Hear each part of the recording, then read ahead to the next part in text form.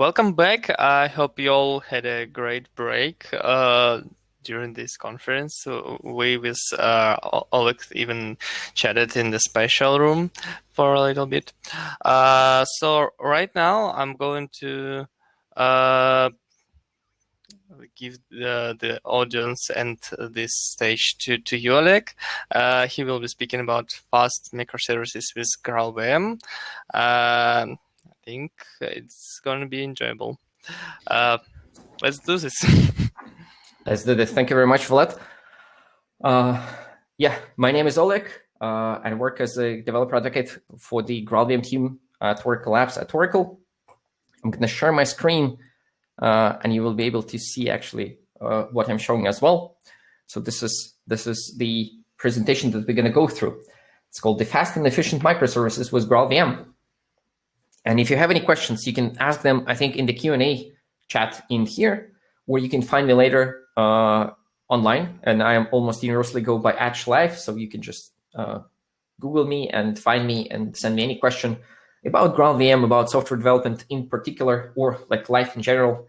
If I cannot answer the question, I can forward you to people who know more about that particular area that you're asking. So we're gonna deal with that. But today we're going to talk about microservices, specifically Java microservices or microservices written in JVM languages, and how GraalVM can be leveraged as a platform for those to make a much more efficient usage of the cloud offerings and cloud deployments. This is a technical presentation, so don't make forward-going business decisions based on that. And also note that GraalVM native image technology is available under the early adopter status. Which doesn't mean it's experimental, but it means that it can change in the future, right? So read the fine print there. But it's very, very good, right? So GraalVM in general, if you don't know, it's a high-performance polyglot embeddable runtime for programs in different languages. There are three things there: high-performance, embeddability, polyglot, and a number of languages. And most important and the most fun, actually, is the amount of languages that it supports. So we can run programs in JavaScript, in Python, in WebAssembly, in some languages compiled to LLVM, in R, Ruby, and of course, GraalVM bases itself on the JVM. So we can run all the Java JVM languages naturally, right? So we can run Java applications, Scala applications, Kotlin applications, and so on. And then there are other benefits to this, right? So besides supporting multiple languages, the three main things for a Java developer, what GraalVM can offer, are the following. So GraalVM is a fast runtime, and it comes with a high performance optimizing just-in-time compiler. So the JIT is the component of the JVM that eventually will get a hold of your bytecode and will turn that into machine code. It will compile that at runtime, and it will compile usually the most important parts of your application. So the code that needs to be the most efficient, so your application runs faster. Obviously, the better the JIT is, the better is the results of your application, right? If it can compile it more efficiently, or if it compile it faster, or if it like transforms your application not to do certain things, that's very good. Right, so the GraalVM compiler is probably the state-of-the-art, one of the most powerful JIT compilers for the JVM currently available, and you should look at it. Also, the same compiler can be used as an ahead-of-time compiler, which is very interesting. So an ahead-of-time compiler doesn't run at runtime of the application; it runs before your application starts.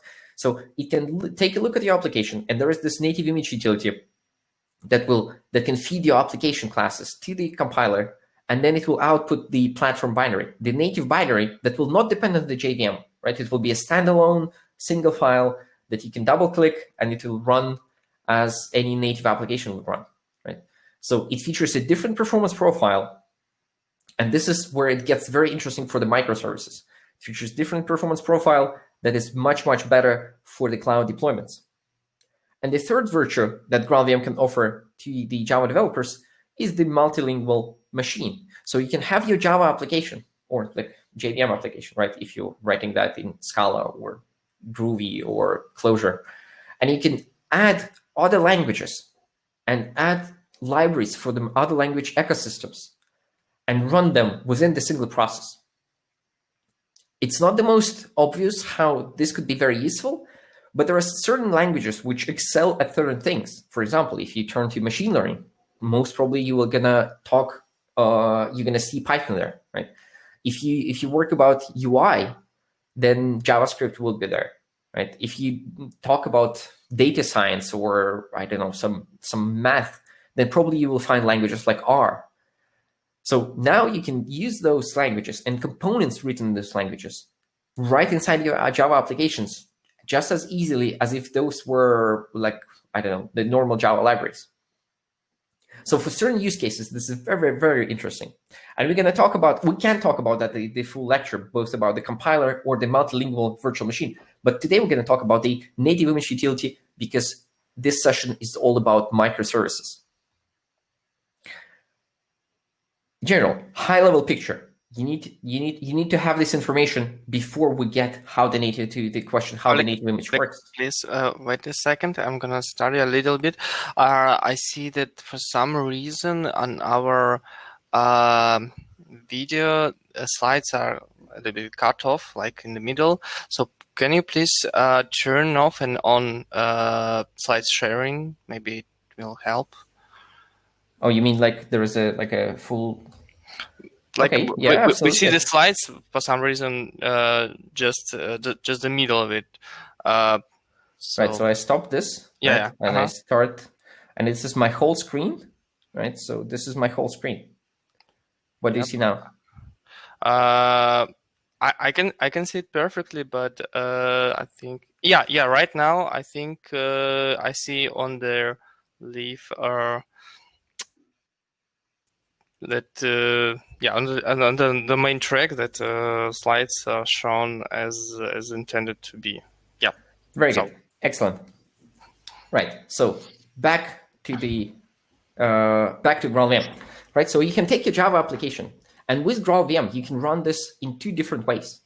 First, you can run them with a JIT. Right. Remember, GraalVM comes with the state-of-the-art just-in-time compiler. And you can run it with a JIT, and it will run it normally in the context of the OpenJDK Java hotspot virtual machine, and you run it with the Java just utility, right? You run your Java, but you download GraalVM before, and your applications can run faster than they would be running otherwise. Or to make use of the ahead-of-time compilation, you use the native image utility, which is also part of the GraalVM distribution that you can put there, and then you feed it to your classes, and then you get the binary file. So there is this option. GraalVM doesn't make you use this ahead-of-time compilation thing. GraalVM gives you an option, and you can intelligently choose which way you want to go. So if you want to go left, right? If you want to run on the JVM, which is how you run your Java applications right now, what you will see is the following picture. This Java utility, as normally, will run the Java hotspot virtual machine, right? This is the bottom level. And it's written in C, C++, in native languages, right? So, and it's precompiled already. And then there will be things that are not precompiled, which are running on the JVM and which are written in Java. So the GraalVM JIT compiler plugs into the JVM using JVM CI, which is the Java virtual machine compiler interface, which was added to the JVM to OpenJDK project in Java 9 release, right, through JAP 243. Through those things, we can run normally all the Java programs, right? So Java, Clojure, Kotlin, Scala all naturally go through that. If you run those applications, you can just use GraalVM to run them out of the box. Now, to support other languages, we need additional infrastructure. So there is a layer called Truffle framework, which is a framework for implementing languages on top of GraalVM. How it works? It gives you API to implement an interpreter for the language, right? And then you implement the interpreter, and then you run this Java application, which is the interpreter for the language, and it will start executing your program, say your JavaScript program. And then at runtime, it will compile together, like using a technique called partial evaluation. It will compile together your JavaScript program and your Java interpreter.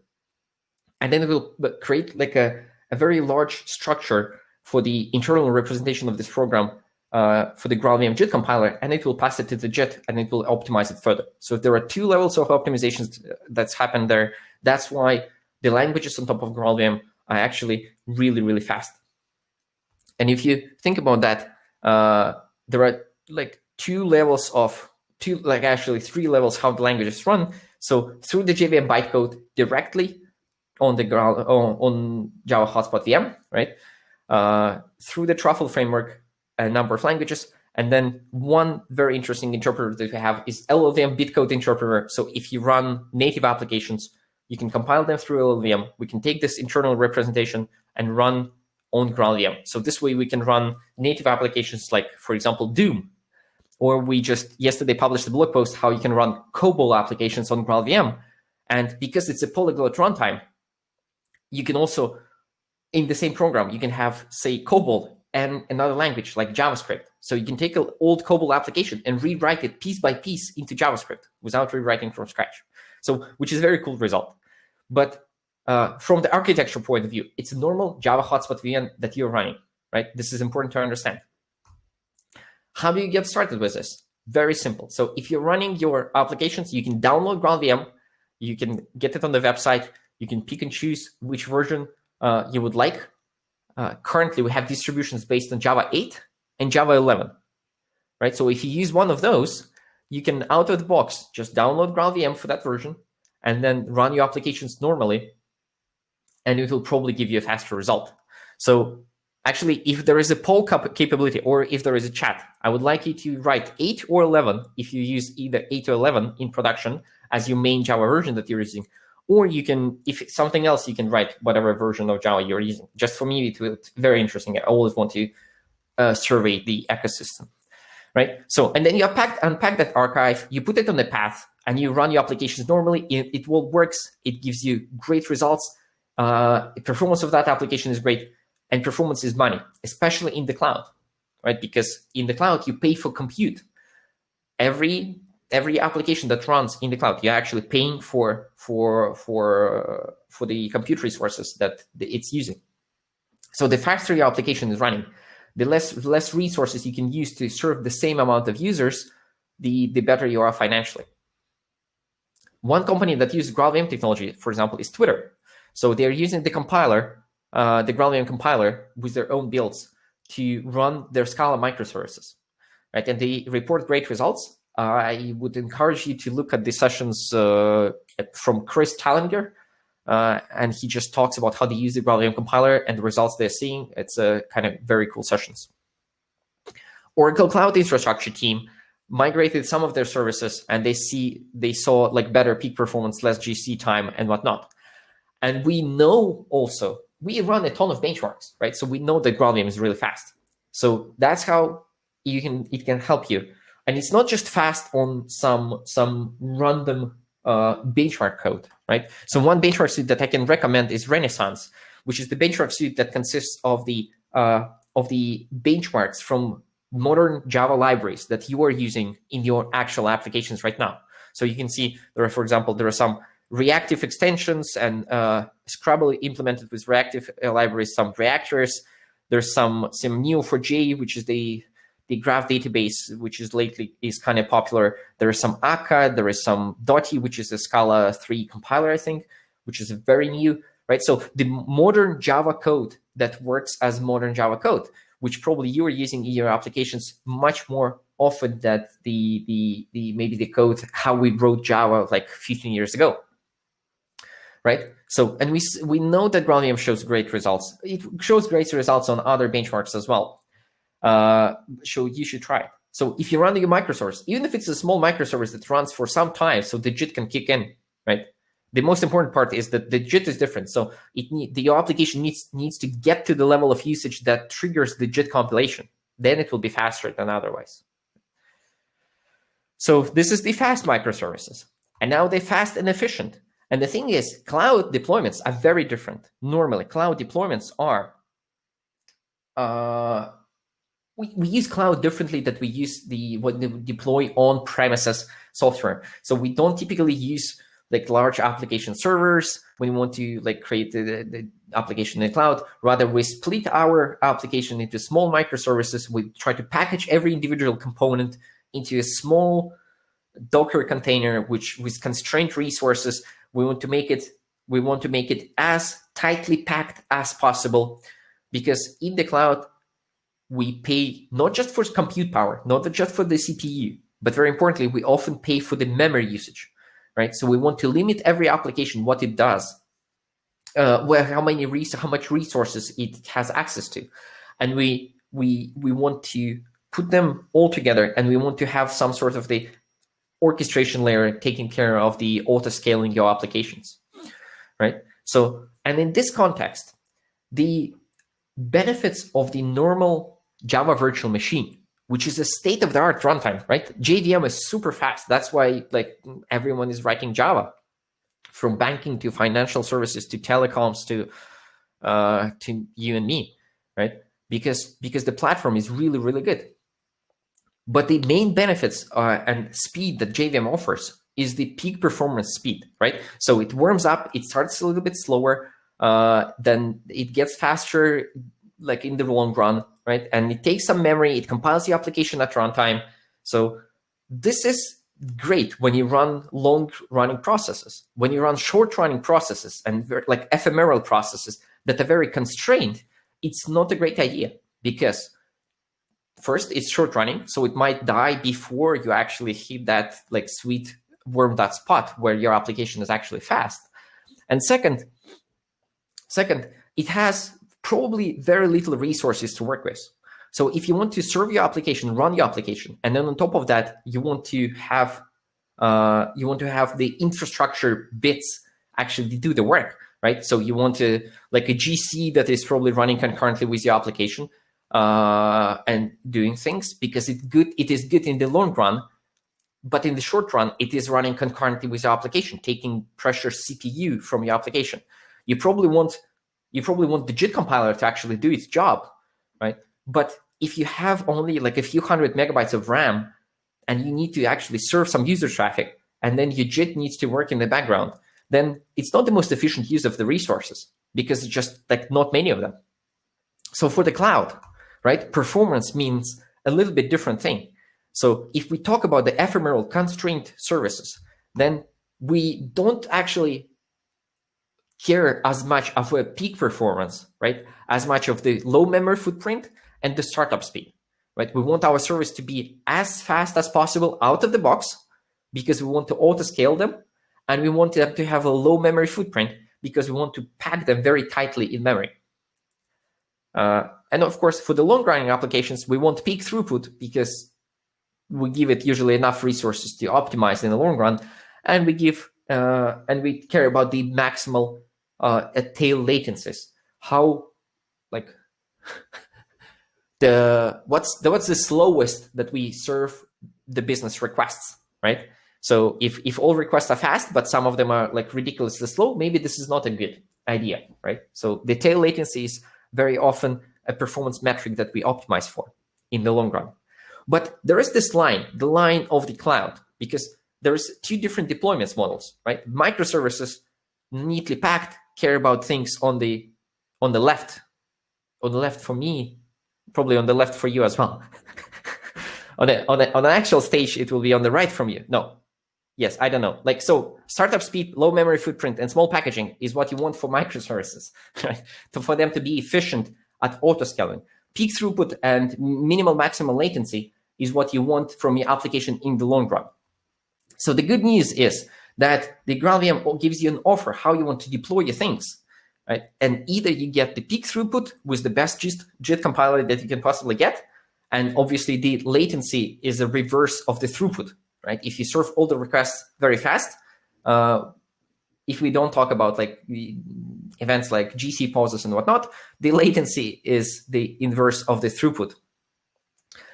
And AOT compilation, which gives you exactly the things that you want for the microservices. It gives you the precompiled binary is fast to start. Sorry, it also doesn't use memory for the JIT compilation, right? Because everything is precompiled. It doesn't have to maintain the large class metadata structures in memory, right? Because it's all precompiled.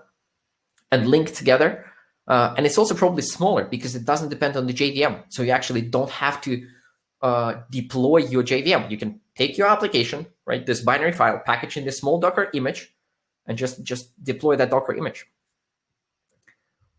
So yes, you have an option, right? And this is how it works.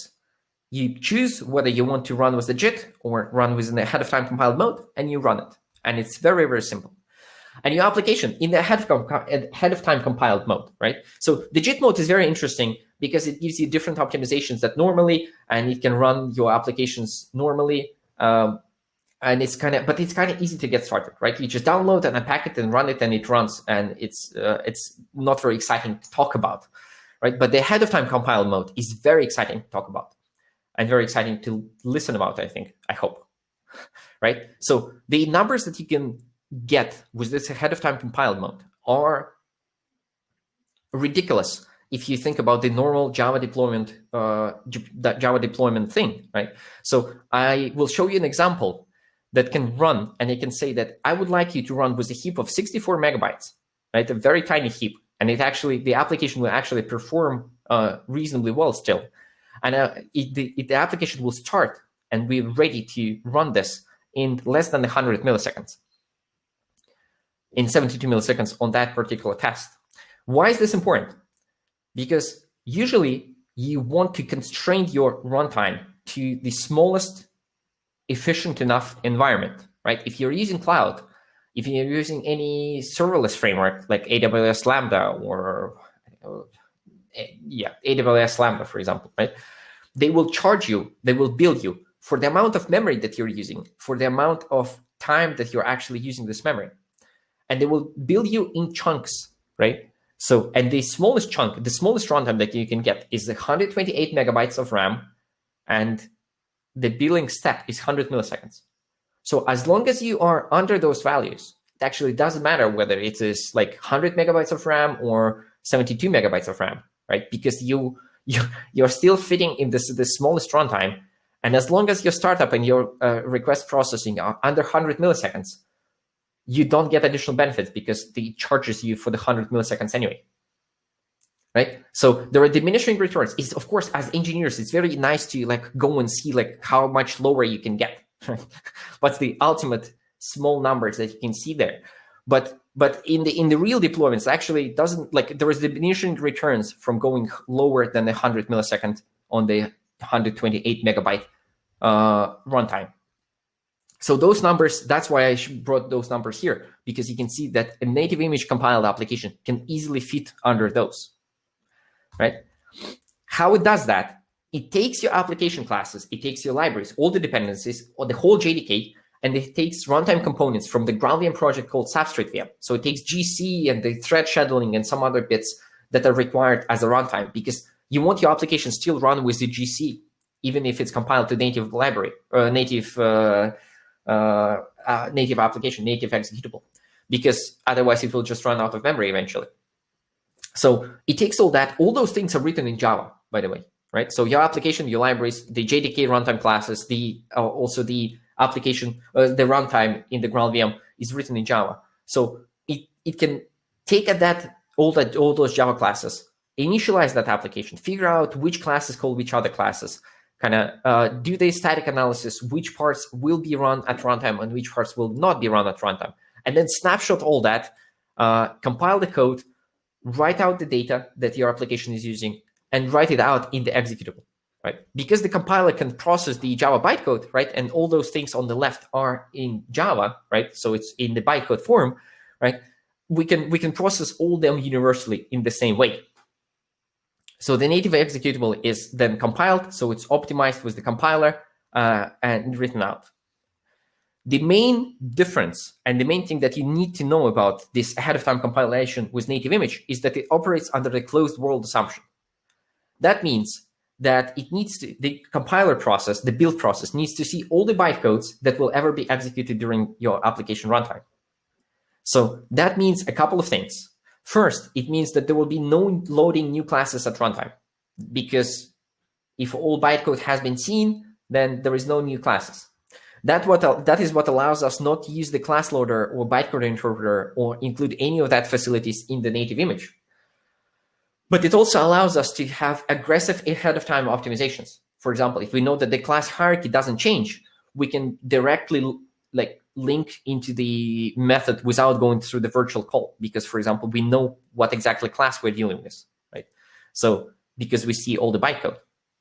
So we can do optimizations that otherwise would be unavailable for us if we need to accommodate for the case that the class hierarchy could change, right? Or new classes will be loaded, right? And it also allows us to remove the unused classes and methods very efficiently, right? Since we know that nothing calls them, we can just not compile them and remove them completely, which makes the application deployment even smaller, which is very good. The downside of the closed wall assumption and the static analysis like that is that some dynamic parts require configuration at build time, right? If your application using some Java language features that are configurable at runtime, like GNI, or you want to generate the proxies, or you want to call reflection, you need to provide the configuration that says, I'm gonna use those classes through reflection. So the best way to do that is to use the Java agent that GraalVM provides and run your application on the JVM and just use the code pass, and the configuration will be output for you, right? So you just run the application normally with the Java agent option, and it results in a bunch of files.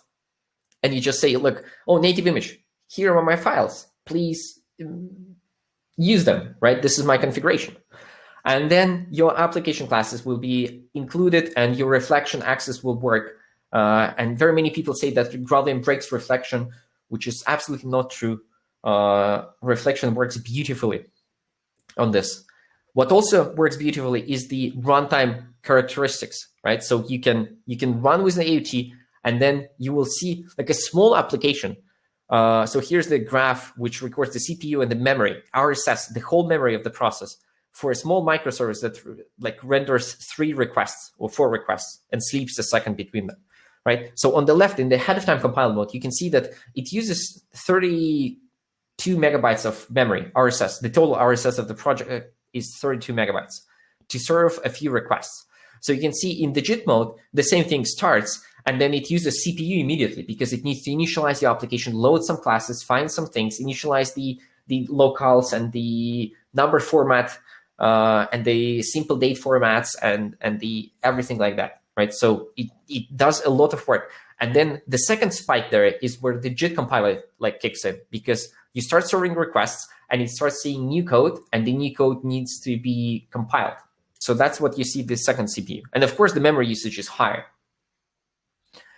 Even though it's kind of like low in this example because it's a small application, right? And there is a decent support for the GraalVM native image as a deployment platform in the ecosystem. So there is a number of frameworks that support for microservices specifically.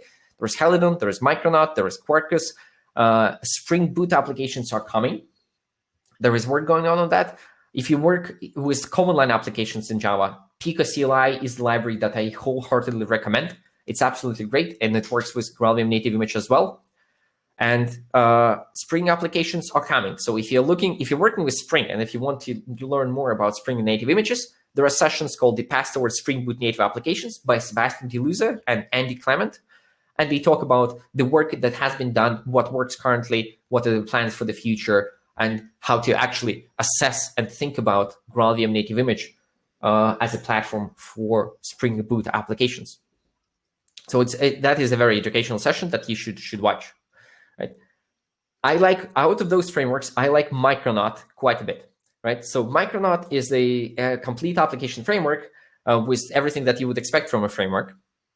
But the most important part is that Micronaut uses the pre-computation. So it uses the annotation processors to generate configuration and do parts of the application runtime at compile time. So it can generate all the proxies, or it can generate all the dependency injection and configure things using the annotation processors before you will actually start your application, right? So it gives you a great example, a great runtime and startup speeds on the JVM, but it also works very well with GraalVM native image. So I want to show you just a very quick demo because I have just a few minutes left. But I wanted to show you a demo of a Micronaut application that does very simple things, but I wanted you to show that you actually can compile that to the native image, how it works, and how it behaves at runtime, right? So This is my application, right? It's a Micronaut application. It's very simple. It's like literally the getting started project. And I implemented a simple controller here that runs and it computes some prime numbers, right? So I can ask, like on a certain URL, I can ask the prime numbers from get, and it will give me the prime numbers from the minimal to maximal as sequence of those, right? And the computation here is not very efficient, but this is an example, so this is fine, right? How do I build a native image out of this application? It's very simple. So now in Micronaut 2.1, what you actually do is just you do Gradle native image, and it will build a native image of it, right? But under the hood, what it does something like this, right? It first builds the application, and then it uses the native image utility, and it specifies the jar file which you want to build. And also it can specify additional configuration. So I'm gonna run this now. Oh, wait, open it in the terminal. Very good. I will do what? Bin build native image. And this is a cloud machine, so this will should work without making my laptop slower, and it will run for a minute. Why? Because it does need to statically analyze my whole application here and then compile it. So that takes a little bit of time, but it doesn't take like an extraordinary large amounts of time as some people like to say.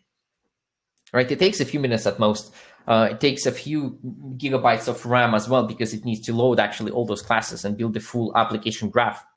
But it runs that, and it does exactly that. It sets up the analysis, and then it starts doing the analysis, and then it initializes the application, and then it snapshots the heap, and then it compiles all the code, and it writes out the application here.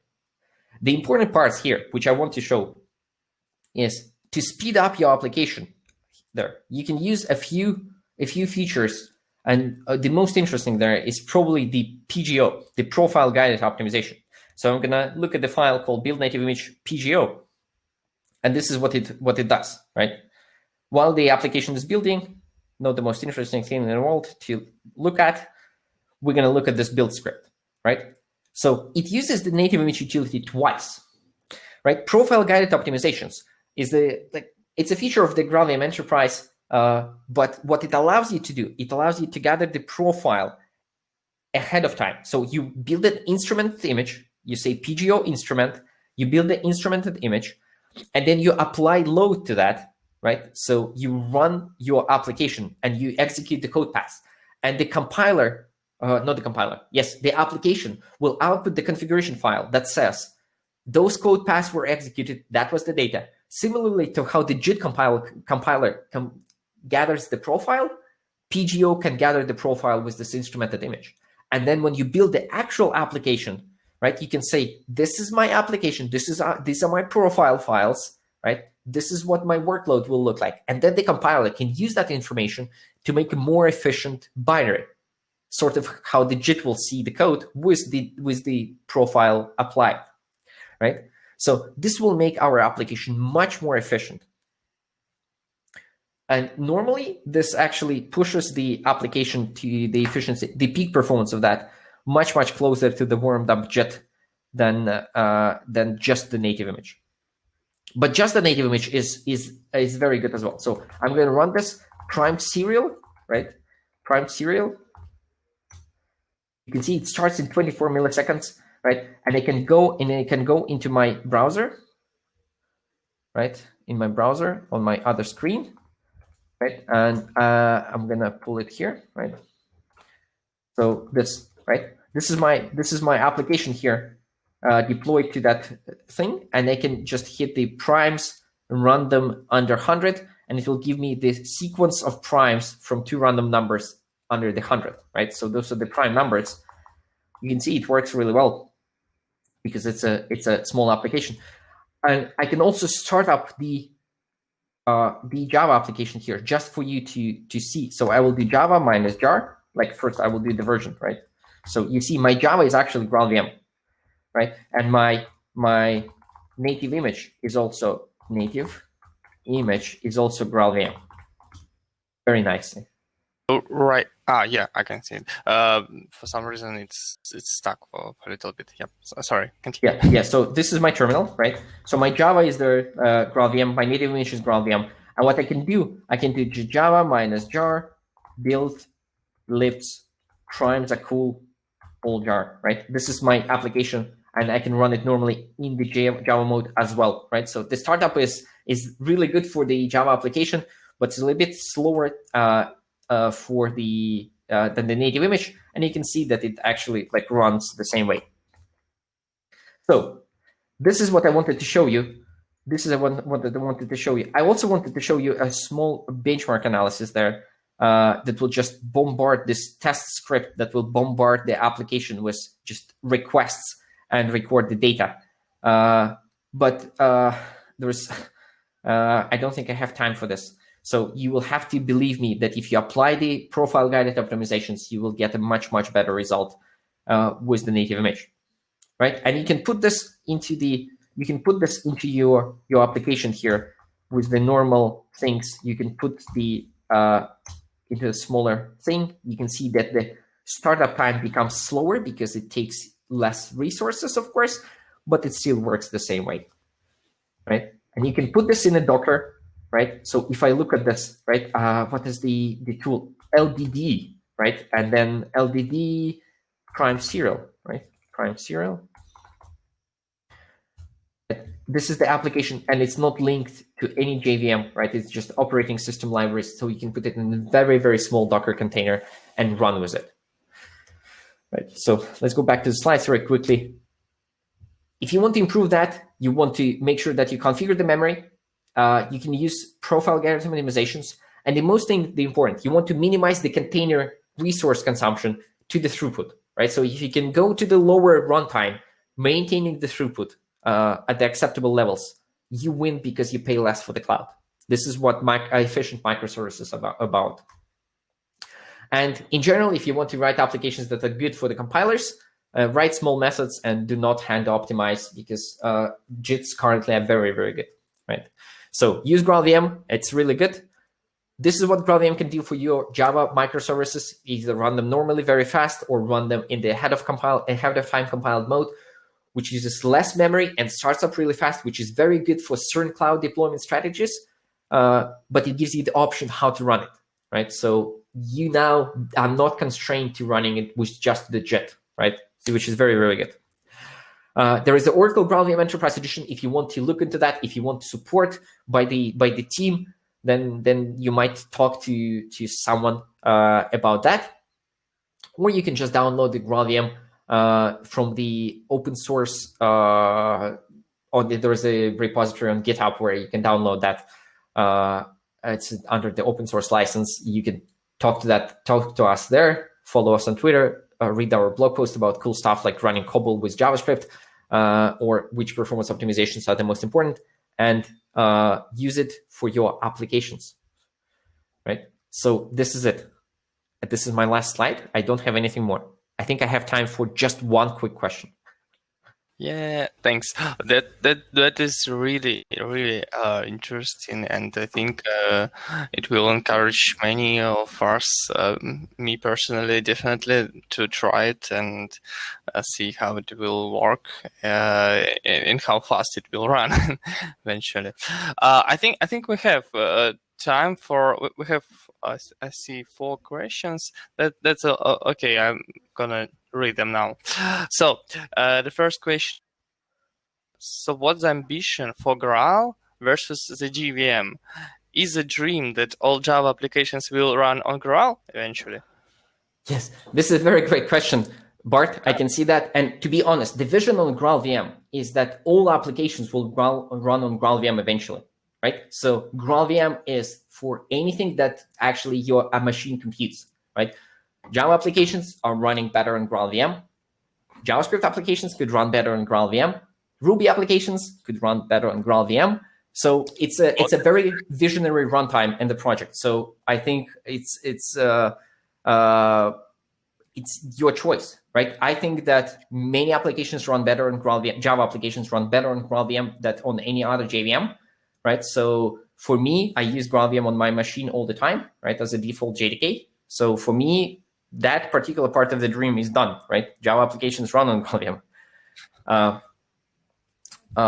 Yes, for others, I cannot just come to you and say, like, run everything on GraalVM. I cannot come to the Python community and say, like, our Python is better, run everything on our Python. That's just not how it works, right? So all we can do is to educate people about what it offers and how it works. And then maybe at some point of time, people will come and say, like, oh, look, our implementation is really, really sweet. We're going to recommend that on our homepage. So stuff like that, right? Cool. Okay, let's go to the second question. Final conclusion on GraalVM for cloud-based microservices. Will it be really helpful for Dockerized Spring Boot applications? Yes, I think it will be very helpful. So the native image produces very efficient code, right? So if you want to run your applications in small containers, that is the way currently. I think it's currently the way. Right. There are, of course, the limitations, right, which I said there was out about, like the class loading at runtime, right? But there are a number of applications that are currently deployed and people are using native image in production. So I think it's a very, like, it's the target that you have to keep in mind, right? You don't absolutely have to use it right now, or specifically for Spring, which doesn't have the official support for this. But this is the deployment target that you want to keep in mind and know about, right? So for the greenfield projects, maybe you can try Micronaut, right? Or maybe you can try some other framework, right? But you absolutely should think about that. Is my performance profile, the requirements for my performance, is good for the running on the JVM, right? So currently, without GraalVM, your alternative will be migrating to Node.js application, migrating to Golang or something, right? With GraalVM, you don't have to do that, right? You can run your application, like your Java application, with a very similar performance profile. Yeah. So that's all sound so good that it's quite almost impossible to believe in, I would say. But yeah, it's a rare to believe in. Yeah, one of the most liked questions. So you mean that since now JS developers can also create true program? Yes. Before they also could create true programs as well. But now what you can do is you can use JavaScript libraries inside your Java application. So for example, if you want to use, like, for example, you have a backend system and you want to reuse Java libraries from, like, React frontend, right? And you want to render your application server side, you don't have to spin up another node process. You can do it from your Java process, right? And the other way too, you can use and give your Java libraries to other people running JavaScript applications, right? And they can experience the true power of stumbling on the null pointer exception and debugging that. But yes, it works in both ways, and it's a good combination. Right. Okay. The next question is a little bit long. The JVM environment feels very familiar compared to having observably on native platforms. Okay, where blind spots what are blind spots I should expect if I had a Quarkus application running on the JVM in prod and want to migrate that to use native images in Graal? Right. So this is a very good question, because when you compile your application ahead of time, you get machine code, right? So you get the binary. Of course, the JVM tools, some of the JVM tools, expect to work on the bytecode level, for example, right? And they will not work out of the box with this binary, right? So for example, there is no support. I think currently there is no support for JVM TI, the Java agents, right? If you have something that instruments the bytecode, you need to instrument that bytecode ahead of time during your application build process, right? So it will instrument the bytecode, introduce the changes that it needs to the bytecode, for example, metrics or something, right? And then you pass that to the compiler to create the native image. So that code is included in the final binary, right? So that is one thing. But also, yes, you're true. For example, if you want to debug a native image, right, you will need to use the native debugger, GDB or something, right? And it will not be your normal Java debugger that you're using. So, right. But actually, this is the same code that runs on the JVM, right? So you run on the JVM and you run on native image. This is the translation of the code with corner cases and everything, terms and conditions applied, of course, right? So for example, to doing performance work, you can still do it on the JVM level, running your application as a normal Java application, right? So for example, if your performance problem is fetching data from database one by one in a loop, right? This will be a problem whether you run on the JVM as a native image, so you can debug and profile it this way. But also the normal native profile tools will work. So I think what you need, like one of the best mental pictures about what native image gives you, right? It works sort of as a Go application. If you like, it's a native application that you build out of something, right? And then, for example, the performance monitoring you do on the container level, right? So you just you see how much resources it goes, or you build in some instrumentation for the distributing tracing solutions and whatnot. So you will do similar things for the native image, right? Well, yeah, right. So some shift in tooling and yes, and some shift in the mental picture, right? In mental picture, of course. Right. Whoa, we have three more questions. Okay. Is there any way to translate one language implemented on top of Truffle to another one using some tool? Right.